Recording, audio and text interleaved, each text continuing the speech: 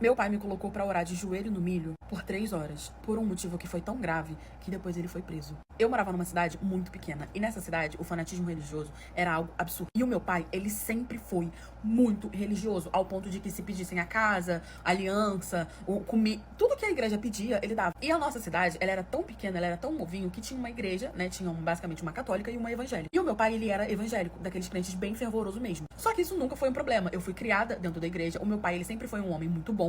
E eu via isso de uma forma boa. Eu achava aquilo bom, eu achava bonita a fé do meu pai. Mesmo que algumas vezes ele acabava exagerando, sim. Mas eu via aquilo de uma forma muito boa. Os anos foram se passando, eu fui crescendo.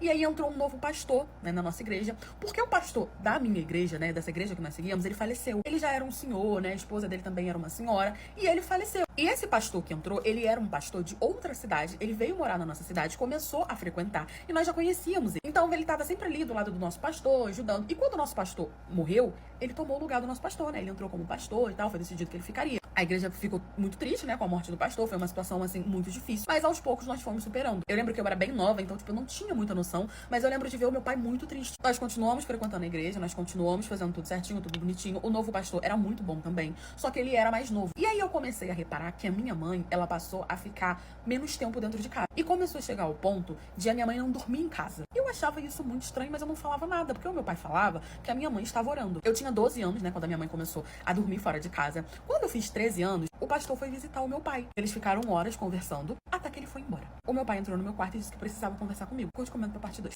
Quando o pastor tinha ido lá pra poder conversar com meu pai pediu pra eu poder não interromper, pra eu poder, né, não me escutar. Eles estavam no quarto e eu respeitava tanto o meu pai que eu fiquei no meu quarto esperando até que ele foi embora e meu pai bateu na porta dizendo que precisava conversar comigo. Minha mãe não estava em casa. Ele entrou no meu quarto e ele foi curto e grosso. Ele simplesmente falou que o pastor tinha exigido a minha pureza, que ele tinha me escolhido, que ele queria se casar comigo, mas que ele queria ir me preparando. Ele queria que eu me deitasse com ele. Eu tinha 13 anos. Quando meu pai me falou aquilo, eu fiquei chocada, porque assim, eu tinha uma amiga que ela não era da igreja.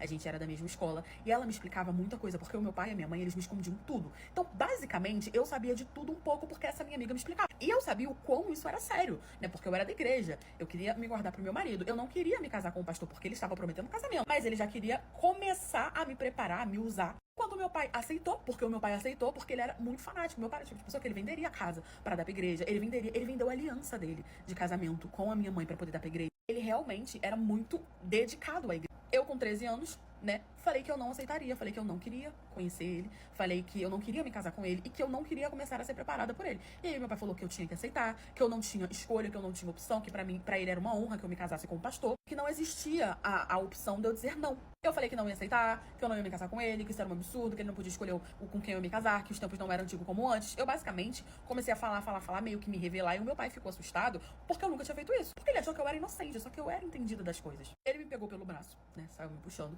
e me levou pro quartinho de oração, né, que era um quarto que era tipo, tinha um altarzinho que você podia orar ali, que você podia rezar e tal, quando você estivesse em aflição. Foi na cozinha, pegou um saco de milho, botou no chão, assim, e me botou ajoelhada e falou que eu ia ficar ali, orando, pedindo perdão por eu estar recusando o pastor. Que aquilo era uma honra, que eu era uma ingrata, que eu ia me casar com um homem muito bom, tinha sorte. E virou aquele tormento, eu falando que eu não ia ficar, que eu não ia ficar, que eu não ia ficar. Meu pai pegou um cinto e falou que se eu não ficasse seria pior. Eu fiquei 3 horas ajoelhada no milho, rezando em voz alta, simplesmente porque eu não queria me deitar com o pastor, porque eu não queria me casar com ele, porque eu não queria ser preparada por ele. Eu só não fiquei mais horas porque a minha mãe chegou, né, perguntou o que estava acontecendo, e ele falou que o pastor tinha ido lá, que o pastor tinha pedido pra eu me deitar com ele, que ele ia me preparar, que ele ia casar comigo, e que eu tinha dito não, e que eu não tinha essa opção, mas que eu estava levando um castigo, que era um castigo de Deus, que eu ia ficar no milho. Só que a reação da minha mãe foi uma reação que eu não esperava. E quando eu achei que a situação não podia ficar pior, ela ficou muito pior. Curte, comenta, parte 3 pra ajudar a blogueira. A minha mãe arregalou os olhos assim, me puxou pelo braço pra poder me tirar do milho. O meu joelho estava basicamente assim, carne viva. Porque você não consegue ficar parada, você fica se mexendo, aquilo vai te ferindo, aquilo dói. Ficou bem dolorido, bem machucado. Ela começou a tirar os joelhos, os milhos que tava grudando, falando, como é que você fez isso com a nossa filha? Meu pai tentou ir pra cima dela e ela falando que não ia aceitar mais, que isso era um absurdo, que o fanatismo dele tava ultrapassando os limites do bom senso, que ela já aceitava que ele fizesse o que ele fazia com ela, mas que ele não ia fazer isso comigo. E aí meu pai começou a chamar nós duas de ingrata, falou que a minha mãe tinha que agradecer, que ele era um homem de Deus, ele seria um genro maravilhoso. E aí minha mãe simplesmente virou e falou, como que você quer que a nossa filha se case com um homem que eu estou me deitando porque você quer que eu me deite com ele? O pastor viu que o meu pai era extremamente fanático, que o meu pai fazia de tudo pela igreja e foi pedindo coisas e coisas. E quando ele viu que o meu pai nunca recusava, ele sempre usava o nome de Deus, falando que era um pedido de Deus, o meu pai ia ali, e aquilo ali foi fazendo meu pai ficar doente, um ponto que ele não percebia. Até que o pastor simplesmente disse que tinha recebido um chamado de Deus e que era pra minha mãe dormir com ele, que não sei o que seria uma honra, que era como se ele estivesse dormindo com Deus, ou ela estivesse dormindo com Deus.